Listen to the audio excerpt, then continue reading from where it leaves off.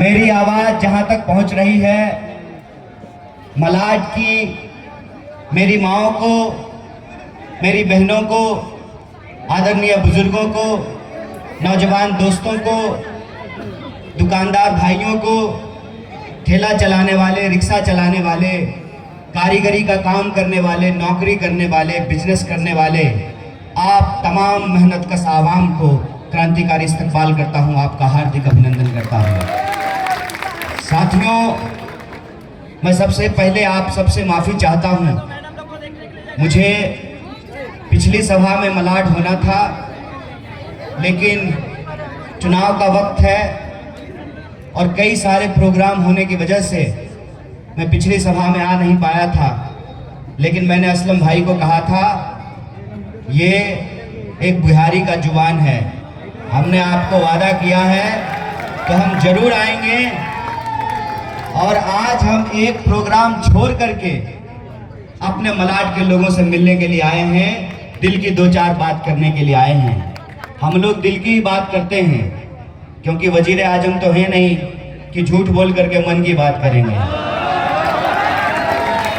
और मैं बहुत बहुत स्वागत करना चाहता हूं हमारे गुजरात के आमदार, अहमदाबाद के आमदार इमरान खेरा भाई का।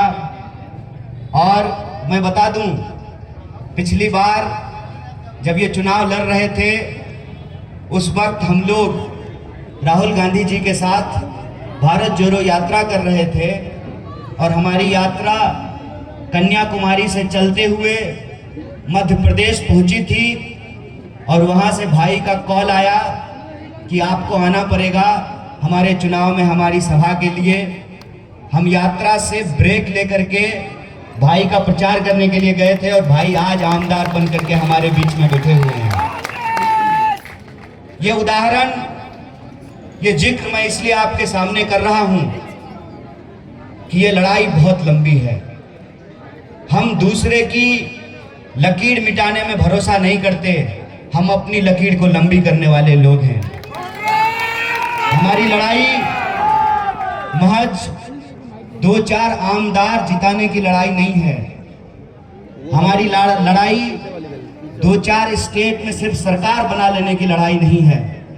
हमारी लड़ाई इस देश में जमहूरियत और आईन को बचाने की लड़ाई है। और उसी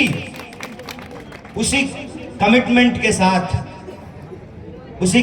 के साथ हम आज आपके बीच हाजिर हैं कुछ बातों का जिक्र करने के लिए।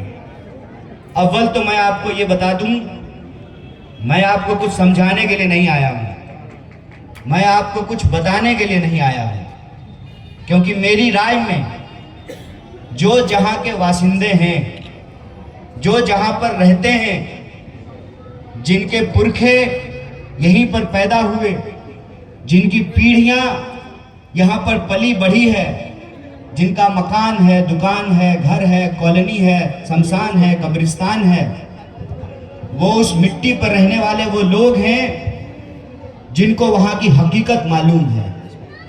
हम आकर के आपको नहीं बता सकते कि आपकी गली की क्या समस्या है, आपकी बिजली की क्या समस्या है, आपके यहाँ हेल्थ सेंटर की क्या हालत है, आपके यहाँ स्कूल कॉलेज के हालात क्या हैं, ये आप हमसे बखूबी जानते हैं।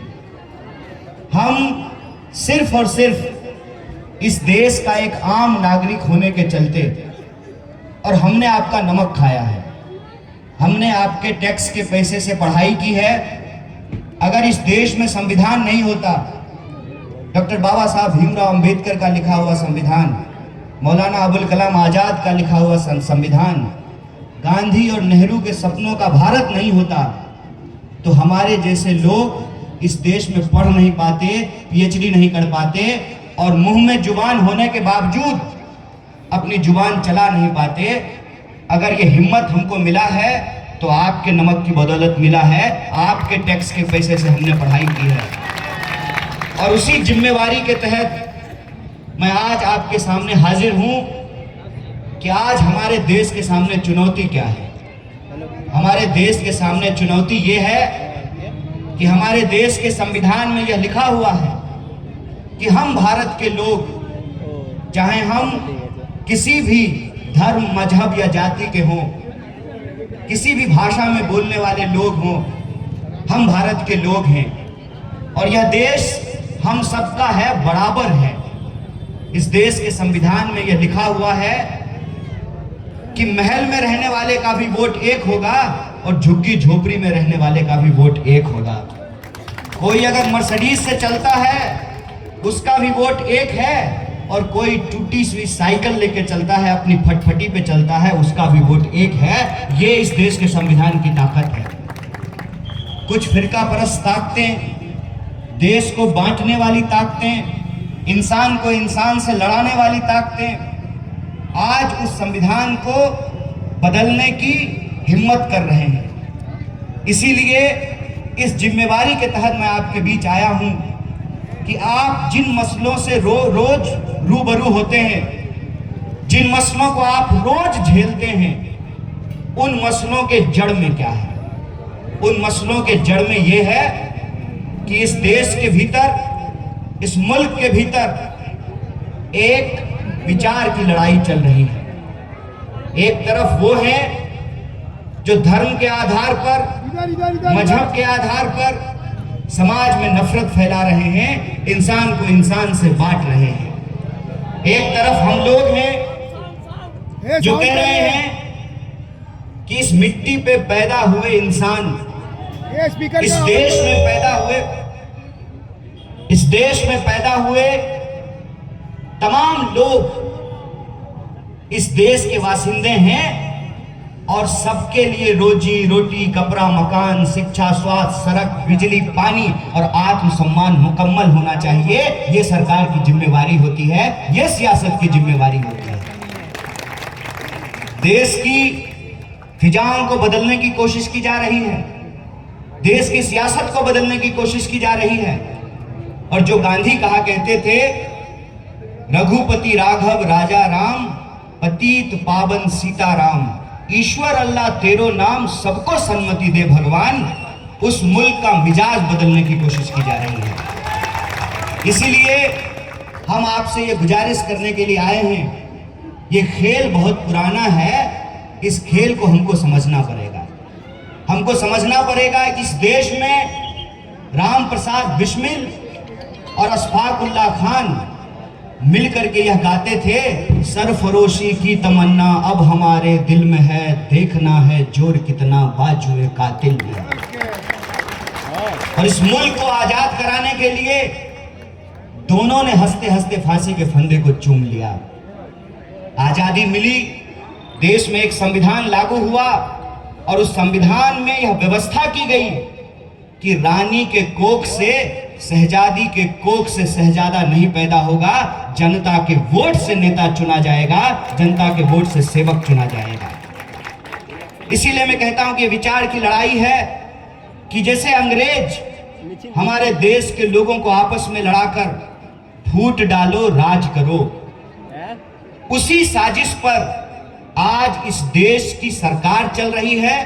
इस देश की सियासत में अपने आप को सबसे ज्यादा ताकतवर समझने वाले वो मगरूर लोग, वो अहंकारी लोग जो देश की सत्ता पे काबिज हैं, आज वो उसी अहंकार में अंग्रेजों की उसी साजिश को आगे बढ़ा रहे हैं। मेरा कुछ मोटा मोटा सवाल है आप लोगों से। आप मुंबई के लोग हैं, आप मुंबईकर हैं, मुझे एक सीधा उदाहरण बताइए कि जो वर्ल्ड कप का फाइनल बानखेड़े में हुआ करता था, वो अहमदाबाद में क्यों हुआ है? सोच के बताइए। और आपको क्या लगता है कि ये धर्म का झगड़ा है? ना भैया ना, ये लूट का वो खेल है कि जादूगर क्या करता है, जादूगर आपका ध्यान भटकाएगा और हाथ की सफाई से आपको जादू दिखाएगा। बचपने में मैंने जादू देखा और मेरे मन में एक सवाल आया था, वो वाकया मैं आप लोगों से साझा करता हूं। मैं स्कूल से पढ़ करके निकल रहा था, पीठ पर किताबों का बस्ता था, स्टेशन के सामने जादू हो रहा था तो मैं जादू देखने लगा। जादूगर हाथ की सफाई से कागज को नोट बना रहा था। मोदी जी भी एक जादूगर हैं, नोट को कागज बना दिया। 500 का नोट याद है ना, 1000 का नोट याद है ना, 2000 का भी याद है, ये गुलाबी आंखें। उन्होंने नोट को कागज बना दिया। वो जादूगर अपने जादू के खेल में कागज से नोट बना रहा था। मैं देख करके एकदम आश्चर्य में पड़ गया, एकदम जो है हक्का बक्का रह गया कि ये तो कमाल की चीज है। जब भी मुझे स्कूल जाने का मन नहीं होता तो मेरी माँ मुझे समझाती थी कि बेटा स्कूल जाओ, स्कूल जाओगे, पढ़ोगे, लिखोगे, शिक्षा लोगे, तालीम लोगे, अच्छी नौकरी मिलेगी, अच्छी सैलरी मिलेगा, अच्छा घर होगा, अच्छे घर में शादी होंगे, अच्छे बच्चे होंगे। तो पढ़ने का ये मोटिवेशन था। मेरे मन में आया पढ़ने लिखने की क्या जरूरत है, इस जादूगर के साथ हो लेते हैं। इतना कागज पड़ा रहता है, जब किसी चीज की जरूरत होगी कागज को नोट में बदल लेंगे। मेरे मन में ये सवाल चल ही रहा था कि जादू खत्म हो गया। जादू खत्म होने के बाद वही जादूगर जो कागज से नोट बना रहा था वो बोल फटाफट जो है वो मांगना शुरू किया लोगों से। मैंने कहा इसको मांगने की क्या जरूरत है, ये तो कागज को नोट बनाता है, ये हमसे क्यों पैसे मांग रहा है। मांगते मांगते जब वो हमारे पास आया तो मैं अपने बस्ते से एक कॉपी निकाल करके उसको दिया, बोला कि नोट बना लीजिए। तो वो जादूगर कहता है बेटा वो खेल है, वो खेल है, कागज से नोट बनता नहीं है। हमने कहा ओ मतलब ये जादूगरी इंसान को बेवकूफ बनाने का तरीका है। और ये तरीका हम बोले आप करते कैसे हैं। बोला कि लोग हमारे मुंह पे ध्यान देते हैं, हमारे हाथ पे ध्यान ही नहीं देते हैं। आजकल के नेता भी यही कर रहे हैं, जुबान से कुछ और बोल रहे हैं और कर कुछ और रहे हैं। कोई भी आप महायुक्ति का पोस्टर देख लीजिए, पोस्टर देख करके आपको लगेगा कि सारा विकास यहीं पे हो रहा है। हकीकत क्या है, हकीकत यह है कि अपनी कही हुई जुबान, एक भी वादा, एक भी बात को उन्होंने पूरा नहीं किया है। मैं आपसे पूछ लेता हूं, प्रधानमंत्री ने कहा था सबके खाते में 15 लाख रुपया आएगा। हाथ उठाइएगा किसके किसके खाते में आया है। अच्छा कोई नहीं, हर साल 2 करोड़ नौकरी तो मिली होगी, किसको किसको मिला है। मिला होता तो यहाँ नहीं होते। ये भी नहीं मिला, महंगाई तो कम हो गई होगी। जब कांग्रेस की सरकार थी 450 पे सिलेंडर मिलता था, पेट्रोल 50 रुपए लीटर था, तो अभी सिलेंडर 350 रुपए का मिल रहा होगा। महंगाई कम हो गई होगी, पेट्रोल 25 रुपए लीटर मिल रहा होगा। तो कौन सा वादा पूरा किया। और आजकल कह रहे हैं, मैं प्रचार देख रहा था, प्रचार में कह रहे हैं महाराष्ट्र के मुख्यमंत्री साहब कि महाविकास आघाड़ी की सरकार आएगी तो विकास का काम रुक जाएगा। हाय रे मासूमियत, कमाल की मासूमियत है। पहले ये तो बताइए कि विकास कहां हो रहा है। वो विकास को हम भी देखना चाहते हैं।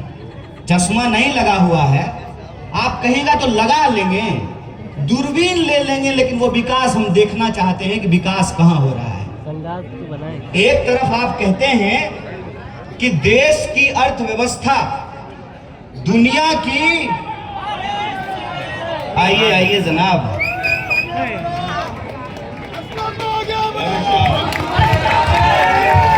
हमारे आपके लाडले चहेते आमदार श्री असलम शेख जी इस मंच पर उपस्थित है। जनता के जनप्रतिनिधि कार्य सम्राट श्री असलम जी आपके सामने। एक तरफ कह रहे हैं कि भारत की अर्थव्यवस्था दुनिया की तीसरी सबसे बड़ी अर्थव्यवस्था बन गई है।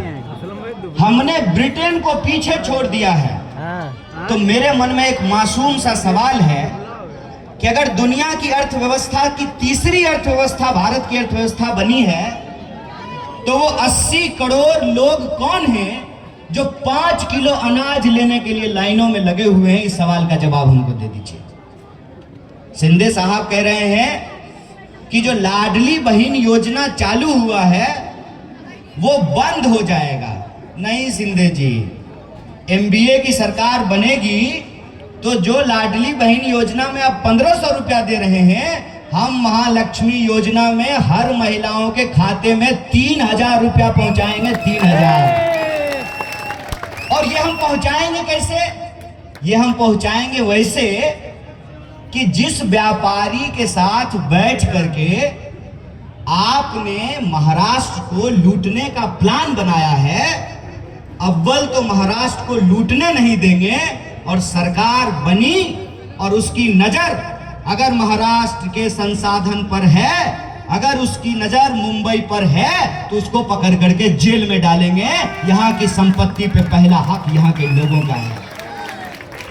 और यह जो बात मैं बोल रहा हूं, इस बात में हम तमाम लोगों को यह समझने की जरूरत है कि जब हमारी बातों पर, हमारी गारंटी पर महाराष्ट्र के हर इलाके में, मैं तमाम इलाकों से घूमते हुए आपके बीच आया हूं, चाहे वो उत्तर महाराष्ट्र का इलाका हो, चाहे वो कोंकण का इलाका हो, चाहे मराठवाड़ा का इलाका हो, चाहे विदर्भ का इलाका हो, हर इलाके में लोग महाराष्ट्र में परिवर्तन के लिए तैयार हैं। और यह जो जनता की परिवर्तन की आहट है, उससे घबराकर इन्होंने भड़काऊ भाषण देना शुरू किया है। इनको जब ये समझ में आया कि महाराष्ट्र के लोगों ने गद्दारों से बदला लेने का मन बना लिया है, तो उनको भड़काने के लिए जज्बाती बातें की जा रही है, भड़काऊ भाषण दिया जा रहा है।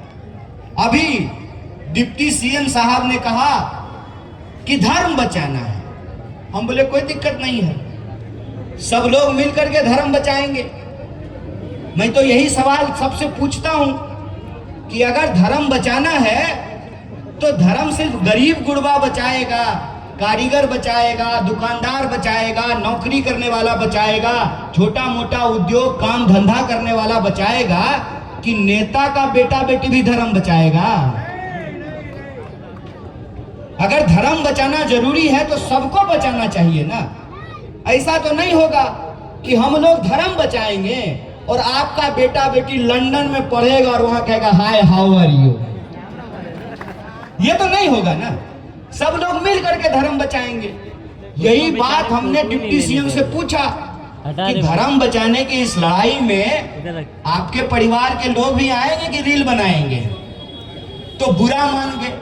हमने कहा इसमें बुरा मानने वाली कौन सी बात है? रील बनाना कोई खराब बात तो नहीं है।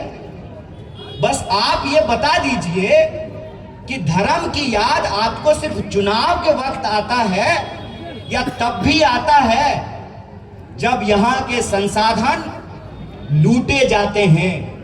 तब भी आपको याद आता है? जब लोगों का रोजी रोटी छीना जाता है तब भी याद आता है? मैं कहता हूं ये बड़ा खतरनाक दौर है। हमने इस दौर के अंदाज निराले देखे, फैसला कत्ल का कातिल के हवाले देखे। जिन्होंने महाराष्ट्र के साथ गद्दारी की, महाराष्ट्र के एक चुनी हुई सरकार को सूटकेस में बंद काली दौलत की बदौलत चुनी हुई सरकार को पलटा गया और आधी रात को सरकार चोरी की गई। मैं कहता हूं क्या ये महाराष्ट्र के लोगों के साथ गद्दारी है कि नहीं है? कितना कंफ्यूजन पैदा किया है आप देख लीजिए, कितना कंफ्यूजन पैदा किया है। और ये सारा खेल किस लिए किया गया है? आधी रात को सुबह सुबह यह खेल इसलिए किया गया ताकि मुंबई को लूट सकें, धारावी को लूट सकें, मलाड को लूट सकें, सायन कोलीबारा को लूट सकें, नवी मुंबई को लूट सकें, ठाणे को लूट सकें, पुणे को लूट सकें, नासिक को लूट सकें, नागपुर को लूट सकें और लूट करके अपनी तिजोरी भर लें और महाराष्ट्र के जो गरीब किसान हैं, मजदूर हैं, कारीगर हैं, दुकानदार हैं, उनका धंधा उनसे छीन लें। मुझे आप बताइए कि ये कौन सी नीति है कि किसान जब अपना अनाज बेचने के लिए जाता है तो उसका सामान सस्ता बिकता है, और वही किसान जब सामान खरीदने के लिए जाता है तो उसको हर चीज महंगी मिलती है। हर चीज महंगा हुआ, 450 का सिलेंडर 1100 का मिल रहा है, 50 का पेट्रोल 100 का मिल रहा है। बिजली बिल तो ऐसे है कि मीटर देख करके आपका ब्लड प्रेशर हाई हो जाएगा। नाली के गैस से चाय बने नहीं बने, लेकिन बिजली का मीटर देख करके आपको ब्लड प्रेशर का बीमारी जरूर हो जाएगा। इतनी महंगी बिजली, महंगा कपड़ा, महंगा इलाज, महंगी पढ़ाई, हर चीज महंगी हो गई। और किसानों की हालत क्या है?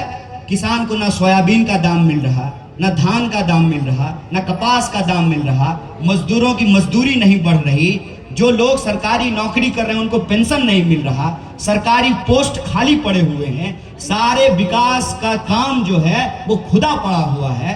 और आप अखबार उठा करके देख लीजिए कि पिछले 2 साल में कितना उद्योग धंधा बिजनेस महाराष्ट्र से निकल करके कहीं और चला गया। आप खुद याद कीजिए ना कि बानखेड़े में कितना क्रिकेट का मैच हुआ करता था, और जो लोग परिवारवाद पे भाषण देते थे, हमारे ऊपर परिवारवाद का आरोप लगाते थे, उनसे पूछना चाहिए ना कि नेता का भाई चुनाव लड़ता है तो ये परिवारवाद है कि नहीं है, जरा ये बता दीजिए। आप करें तो ये अच्छी बात है, कोई और करे तो ये गलत बात है। दरअसल ये दो मुही नीति है, ये कथनी और करनी में फर्क है। प्रचार के दम पर इनको लगता है कि ये लोगों को गुमराह कर देंगे, तो मैं उनको कहना चाहता हूं, हम इस मिट्टी के वासी हैं। इस मिट्टी में हमने तमाम उतार चढ़ाव देखे हैं। हमारे पुरखे, हम उनके वंशज हैं जो अंग्रेजों से नहीं घबराए, उनकी तोपों से नहीं डरे, फांसी के फंदे से जिनको डर नहीं लगा, आप उनके बाल बच्चों को डरा नहीं सकते हैं, इस बात को याद रखिएगा। और असलम भाई, हम जेल से आए हैं, इतनी भी बुरी जगह जेल नहीं है। मैं कहता हूं कि हम शांति चाहते हैं, हम अमन चाहते हैं, हम इंसान के बीच में इंसान की बराबरी चाहते हैं। हम नहीं चाहते हैं कि इस धरती पर रहने वाले किसी भी इंसान के साथ कोई अन्याय हो, हम न्याय चाहते हैं। लेकिन अगर कुर्सी पर कोई जुल्मी बैठा हो, अगर दौर जुल्मतों का हो, तब हम कहते हैं जेल जाना कोई दुख की बात नहीं है, सीना फुला करके गर्व की बात है, इस बात को याद रखिएगा। सच बोलने के चलते जिन नौजवानों को जेल में डाला गया, सच बोलने के चलते जिनके ऊपर झूठे मुकदमे किए गए, सच बोलने के चलते जिन पत्रकारों की हत्या की गई, सच बोलने के चलते जिन लेखकों को जेल में डाला गया, मैं कहता हूं वो लोकतंत्र के सिपाही हैं, वो इस देश की आजादी को महफूज रखने के लिए संघर्ष कर रहे हैं। हमारा आपका यह काम है कि लोकतंत्र में लोकतंत्र को बचाना भी नागरिकों का धर्म है, और हमको हर हाल में लोकतंत्र को बचाना पड़ेगा। और आप सब समझदार लोग हैं, आपने इनके 400 पार के नारे के गुब्बारे की ऐसी हवा निकाली है कि इनको अभी तक होश नहीं आया है। कहते थे अब की बार 400 पार, 2-2 टांग पे यह सरकार चल रही है भाई। एक टांग बिहार से मांग के लाए हैं और दूसरा टांग आंध्र प्रदेश से लेकर के आए हैं। जो 400 का पार का नारा देते थे और कहते थे कि संविधान बदल देंगे, संविधान की कॉपियां जलाया करते थे, उनको महाराष्ट्र ने जगह दिखाई है। और मैं कहता हूं यह फिर से मौका है। ऐ मुंबई के वासियों, अपने हक हुक के लिए, अपने रोजी रोजगार के लिए, अपने बच्चों के भविष्य के लिए, इस देश की जमहूरियत और संविधान को बचाने के लिए जो काम अधूरा है, जो काम आपने एमपी के चुनाव में अधूरा पूरा किया है, एमएलए के चुनाव में उसको मुकम्मल अंजाम तक पहुंचाइए। यही निवेदन मैं आपसे करने के लिए आया हूं। वो अपने पीढ़ियों के बारे में सोच रहे हैं, हमको भी अपनी पीढ़ियों के बारे में सोचने की जरूरत है। कहते हैं धर्म बचाइए, बचाएंगे सर, क्यों नहीं बचाएंगे? आपका बेटा बेटी भी हमारे साथ आकर के धर्म बचाए।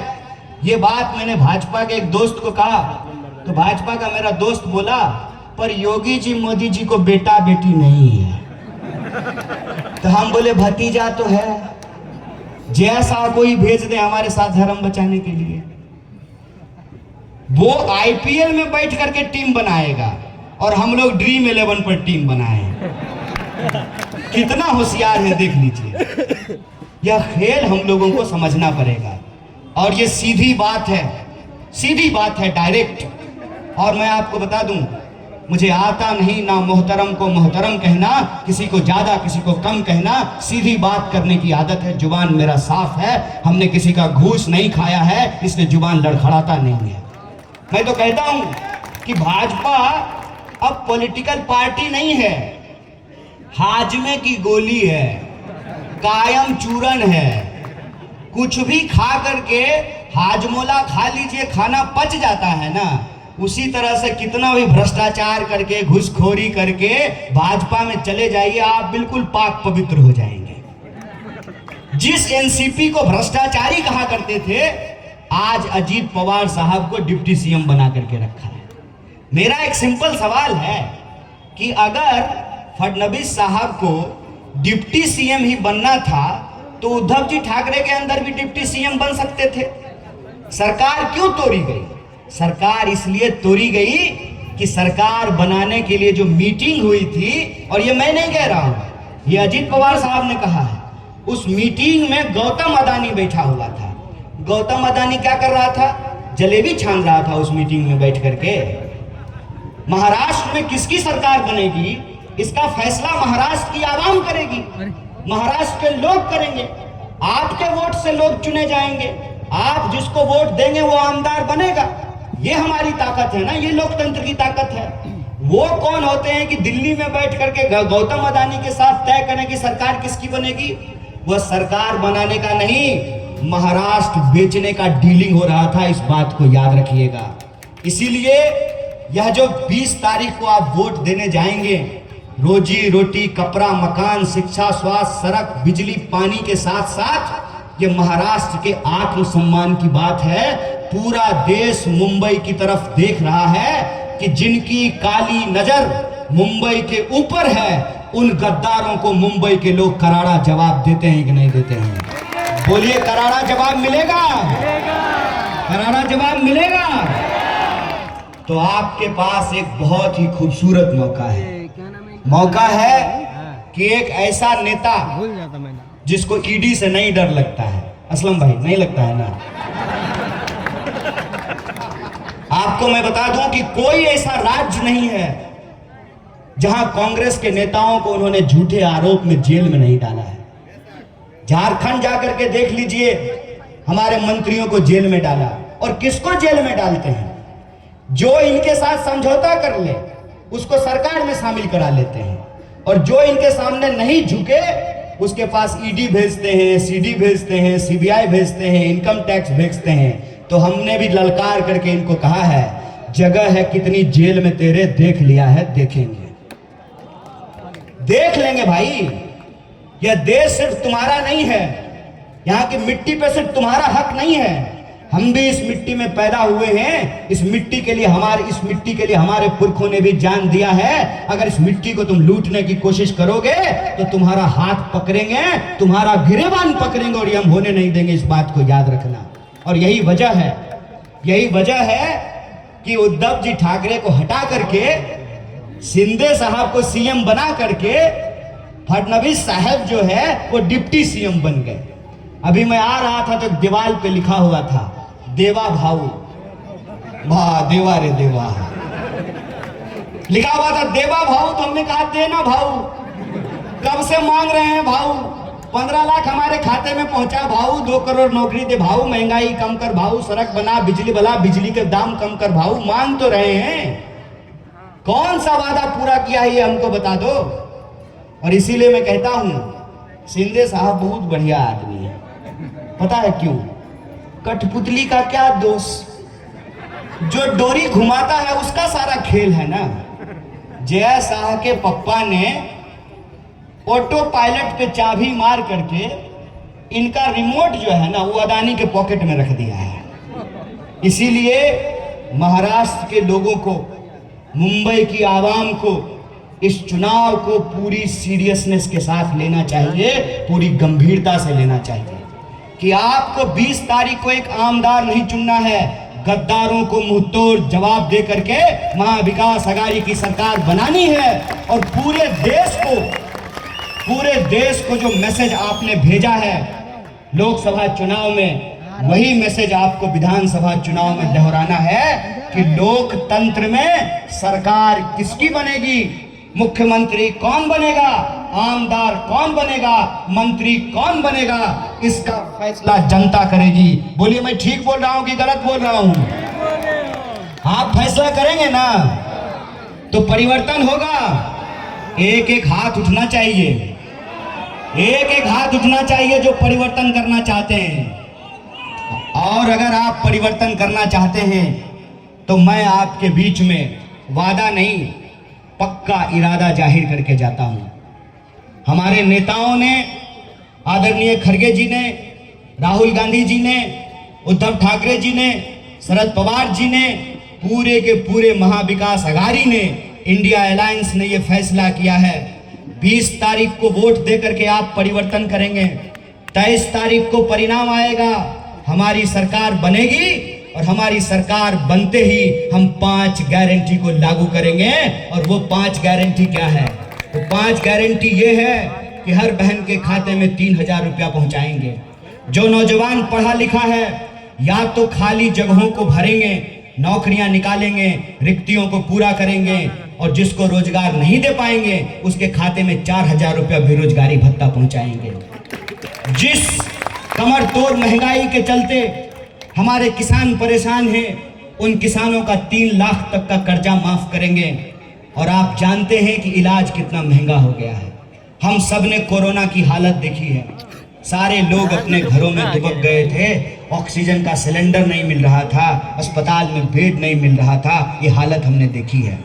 मैं कहता हूं भाजपा के मंत्रियों को रेमडेसिविर नहीं मिल रहा था, देश के अंदर ऐसी हालत थी। अगर इस देश में बड़े बड़े पूंजीपतियों का, धन्ना सेठों का 16 लाख करोड़ कर्जा माफ किया जा सकता है, तो उसी टैक्स के पैसे को हम जनता के ऊपर खर्च करेंगे और हर इंसान का 25 लाख तक का इंश्योरेंस कराएंगे ताकि उसको इलाज करने में कोई परेशानी नहीं हो। और ये जो हमारा वादा है, इस वादे को हम तभी पूरा कर सकते हैं, विकास का वो सपना जिसको महाविकास अघाड़ी लेकर के चल रही थी, जिसकी चलती हुई गाड़ी को रोका गया, जिसका इंजन चोरी किया गया, जिसकी टायर चोरी की गई, जिसका पेट्रोल चोरी किया गया, उस इंजन को आपको वापस ट्रैक पर लेकर के आना है। और यह जो महाविकास अघाड़ी की सरकार है, वो सरकार जो आपकी सरकार है, उसको वापस आपको सरकार में वापस लाना है, सरकार बनाना है। और आप सब जानते हैं, इनकी तारीफ करने की जरूरत तो नहीं है, मेरी जितनी उम्र नहीं है उससे ज्यादा से तो ये राजनीति में है। 2 बार तो आप नगर सेवक रहे हैं, 2 बार नगर सेवक रहे हैं, 3 बार आमदार रहे हैं, 4थी बार चुनाव लड़ रहे हैं। मौका अच्छा है, सरकार तो बन ही रही है, अपने घर का मंत्री हो तो कितना अच्छा हो। बाकी आप समझदार लोग हैं, इससे ज्यादा हमको कहने की जरूरत नहीं है। आप सब समझदारी से फैसला जरूर करेंगे और आप हमारे साथ इस नारे को बुलंद कीजिए। मैं अपनी वाणी को यहीं पे बुलंद दूंगा, इनकलाब, महाविकास आघाडीच्या, महाविकास आघाडीच्या। मराठी नारा तो यहाँ